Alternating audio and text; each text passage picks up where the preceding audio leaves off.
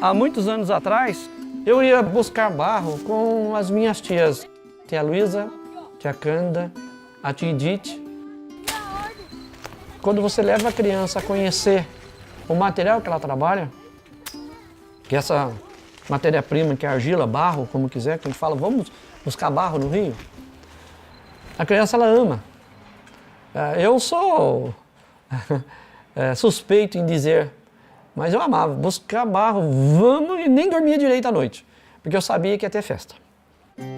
Achamos, hein? Olha aí. Ali tem, ó. Ah, olha ali.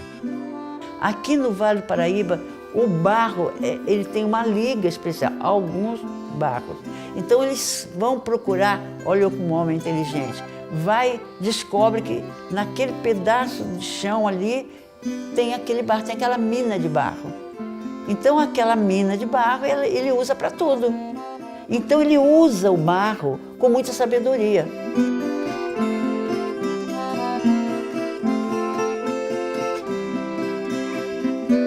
Essa felicidade é o que eu fazia com as tias. Aí, ó, é isso aqui, ó. Opa, cuidado, filha. E essa felicidade, ó. E vai com energia, buscando mais, olha lá. É o que eles gostam.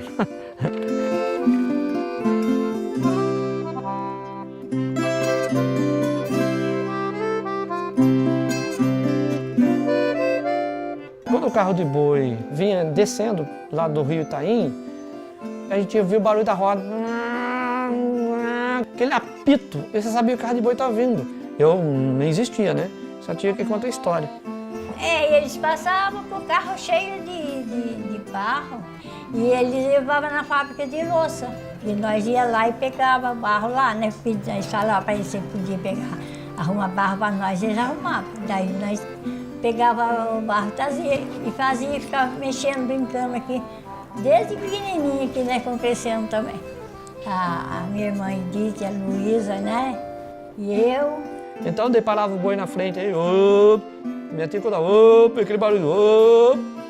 Aí parava de fazer o barulho da roda, porque era madeira com madeira, né? Até subiava. Tinha bastante figureira aqui, na Rua Imaculada. Tem lógica. Tá próximo a Argila, né? E ficou Figureiras da Rua Imaculada. Se você parar para pensar, a Rua Imaculada continua lá no Rio Itaim.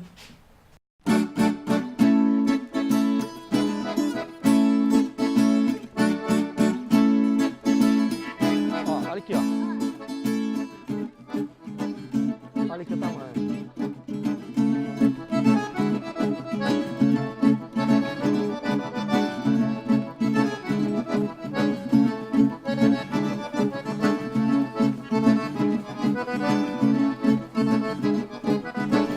A minha mãe aprendeu com a minha avó.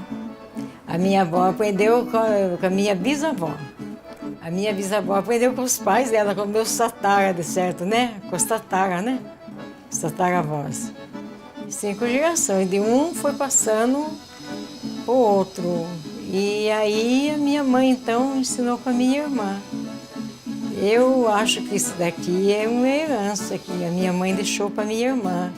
Uma lembrança, uma herança, né? Minha mãe contava para nós que a minha irmã nasceu assim, sem falar e sem escutar também.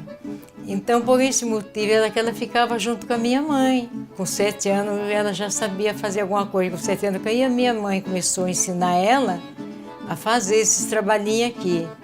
Aí, com 7 anos, ela já fazia alguma coisa. Assim como o pato, como a galinha.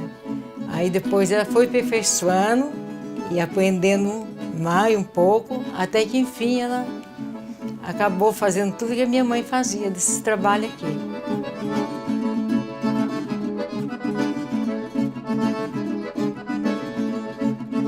Isso são saberes, saberes, saberes, 1000 saberes. E não são especializados, tem uma coisa interessante. O homem ele não se especializa, ele não é só cozinheiro, não é só construtor, ele é tudo. Ele tem um monte de saberes que ele seleciona aquilo para ele sobreviver. Isto é cultura popular, é uma vivência. O homem aprende vivendo. E eu nasci numa casa de pau a pique, coberta de sapê, fogãozinho de lenha, gente que só comprava a querosene e o sal, mas era tudo produção nossa mesmo lá. Aí eu aprendi a fazer essas coisas. A minha avó fazia era panelas de barro. O que o ser humano faz? Ele tem o barro. Usa a natureza, faz o fogão, aí ele faz a panela, ele faz a casa, ele faz um santo para rezar, ele faz uma flor, ele faz um pote para botar água. Minha mãe não vivia assim totalmente disso daí, porque não dá para viver disso daí. A minha mãe fazia algum trabalho e assim, nas horas vagas ela fazia isso daí. À noite, umas horas da noite ela fazia.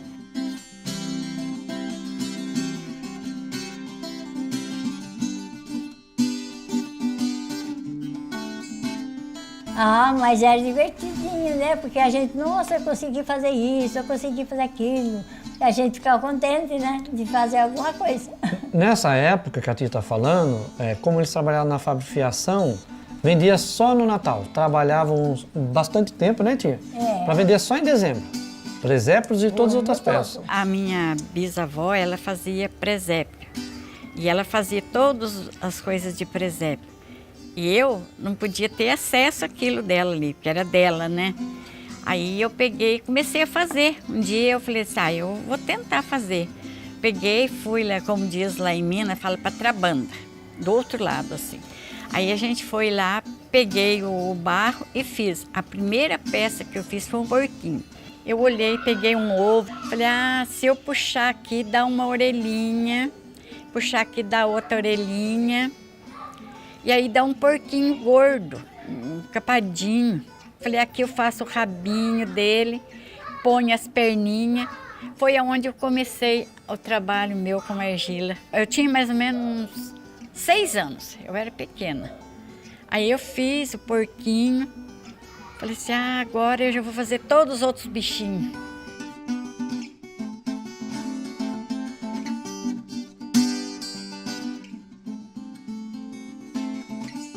O primeiro presépio dela tinha em torno de uns 7 anos, mais ou menos. A minha mãe, a partir disso que ela fez o presépio, depois ela nunca mais parou.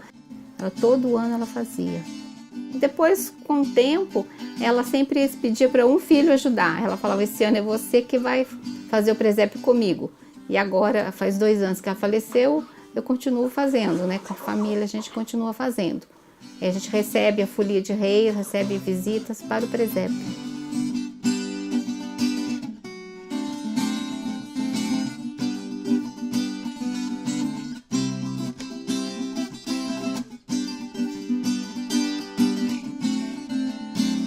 Minha mãe era assim, tinha aquele sistema que a casa dela sempre foi uma casa aberta, sempre recebendo as pessoas.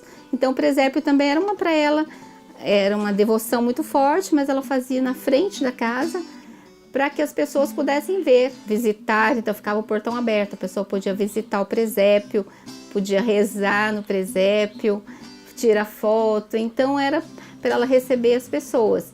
E ela desmontava só em fevereiro, que ela desmontava o presépio. Então, também ela recebia folia de rei para fazer cantar no presépio. Isso já era uma tradição dela, que ela pediu para a gente continuar. A arte é algo muito divino, assim, do ser humano. A arte faz falta, por exemplo, como alimentação.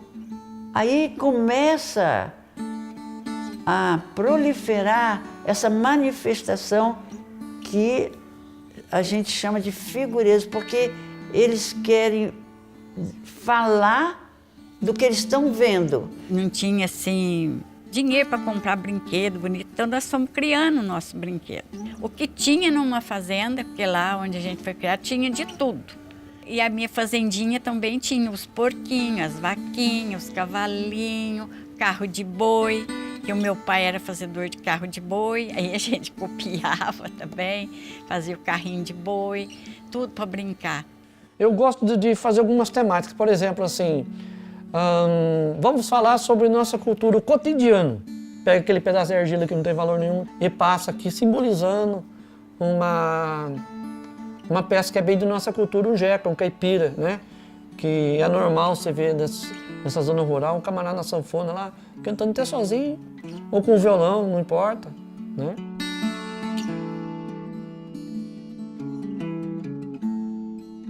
É um dos maiores figureiros e contadores de história de São Luís do Paraitinga, seu Geraldo Tartaruga, né?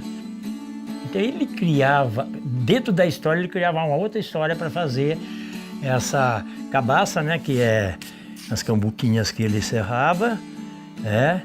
E aqui é tudo barro cru. E agora um modelinho, a paciência, cada detalhe, olha que impressionante, né? Olha só, isso é criação dele. É uma lenda que tem em São Luís do Paraitinga, antes da enchente, que tinha uma cobra grande que ficava a cabeça dela na matriz e o rabo lá na Igreja do Rosário. E que quando desse uma enchente, ela ia acordar e nela mexer ia cair as duas igrejas. Isso é muito antigo. A gente não esperava, né, de acontecer uma história que aconteceu na virada de 2009 para 2010.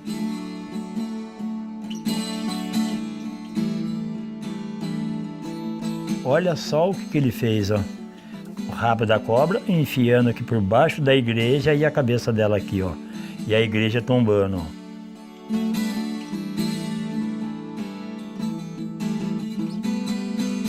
Às vezes, quando vinha alguma criança na casa da minha mãe, assim, criança gosta. Aí ela punhava assim um pedacinho de barro, da argila na mão dele, ensinava assim eles lidar com aquilo, de dando queda. Sai alguma coisinha, sai uma galinha, sai um cachorrinho. E criança gosta, né? Criança gosta.